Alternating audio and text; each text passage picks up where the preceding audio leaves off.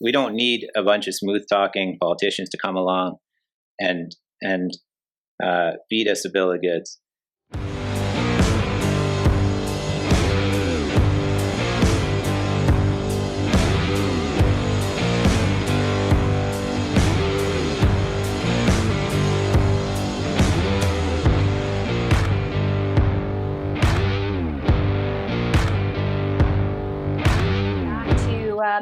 I've been reading up a little bit in Moment of Truth, and it's cultures are people's stories, right? And if you go back to the original time when we had the West, and then there was a little part of Manitoba, and you had those two kind of presence, those leaders that came together in 1905, I think, and one really wanted to have power. And so Manitoba ended up, being Manitoba, and everything else got broken up, as opposed to everybody then being that one strong Western front that really was a balance of power to what was presented in the East.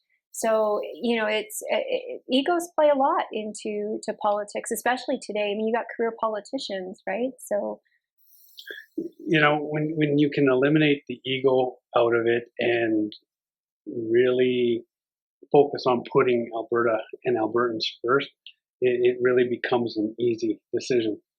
And if the people of Alberta want a government that really represents their values, which is a grassroots sort of movement, then we have to think that way as well. And that's where egos have to be checked at the door, and we actually have to fight for what we believe in.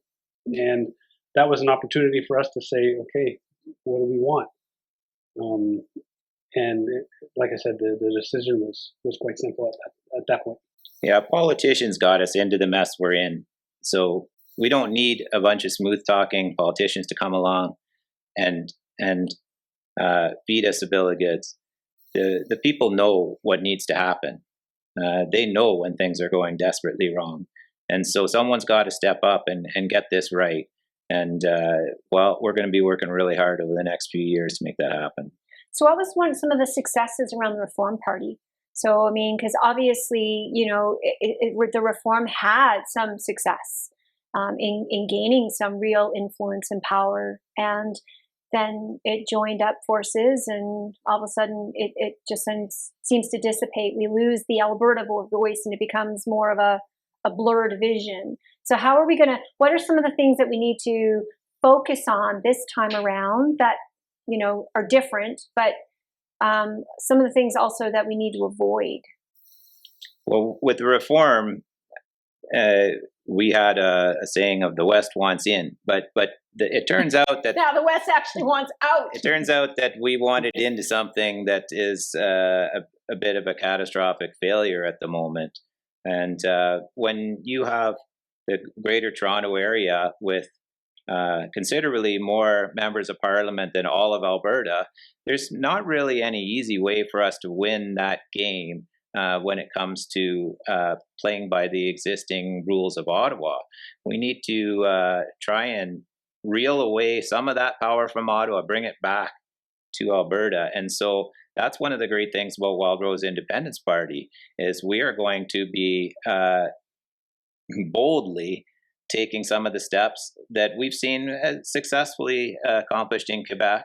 We want to start collecting our own taxes to control the money. We want to have our own police force. We want to have some control over things like immigration policy, environmental policy. If we can start putting all of these together and bringing them back here to Alberta, then it will be up to Albertans to decide, okay, is this good enough?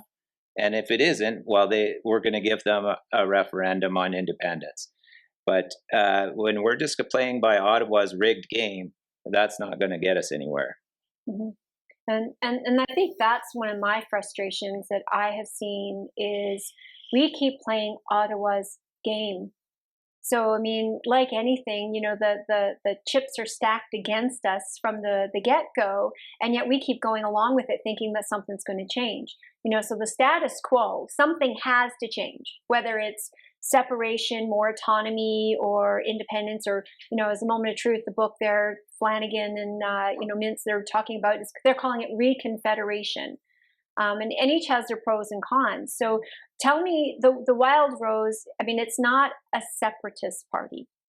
It is about gaining greater independence and then allowing Albertans to decide and chart the course for Alberta.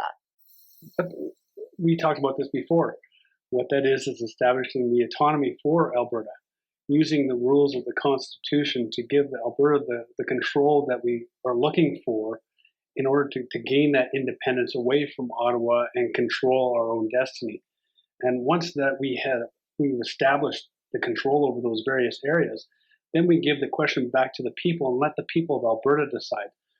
And that's the real essence of what we're trying to do. And that's, in my mind, that's what the Wild Rose is all about. We've gone so many years now without career politicians taking advantage of the Constitution like Quebec has in order to put Alberta best foot forward. Now it's time. People are calling for it. It's time for us to take advantage of that and move that forward. Right. Yeah, if you look at Jason Kenney, when he declares himself a forever federalist, he's already given away the game before it even started. There has to be an authentic and honest referendum handed to the people, and they'll choose, not the politicians. So we're happy to sort of lead in that direction. We'll do all the steps necessary to build up that autonomy, and then once we've done that, it's going to be on the table for Albertans to make their final decision. Is it good enough to stay in Canada? If so, we'll accept that. But if they want to leave, we're going to give them that option. So we're not going to decide for Albertans. They're going to be the ones that are the arbiter. Mm-hmm. So either way, I mean, this is a process, right? There's steps and tools, and it's a journey. It's not necessarily, we're not going to make up the mind as to what the final destination actually looks like. Well, again, we've talked about this before. The Clarity Act plays a very big role in how that is determined. We don't know what the winning number is because that's determined after the fact. But taking the step-by-step process, obtaining control of the areas that we can under the Constitution, gives Alberta that foothold that we're looking for should we decide that we want to leave. It puts us in a better position. There's a lot of talk out there about Alberta joining the United States. Well, the Enabling Act in the United States, which further restricts our ability to be able to do that. So we have to have a common sense approach on how we put Alberta's best foot forward.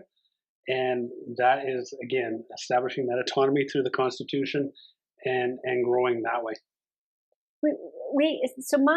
If you like this excerpt, please feel free to check into the full video at our YouTube channel.